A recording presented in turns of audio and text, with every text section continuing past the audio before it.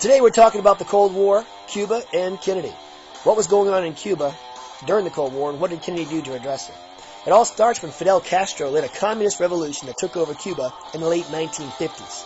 However, not all Cubans were happy about that, and many of them fled to Florida.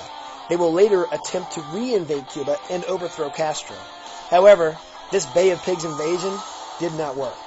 In 1962, the Soviet Union stationed nuclear missiles in Cuba, instigating the Cuban Missile Crisis.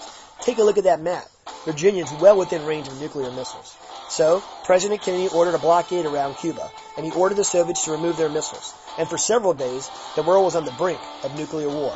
In the end, however, Nikita Khrushchev, the leader of the Soviet Union, eventually blinked and removed his missiles, thus avoiding nuclear war. Kennedy was a World War II veteran before he ran for president. He was a hero, basically, because he saved his crew after his boat was destroyed by a Japanese destroyer. In his inaugural address, he pledged that the United States would pay any price, bear any burden, meet any hardship, support any friend, oppose any foe in order to assure the survival and success of liberty.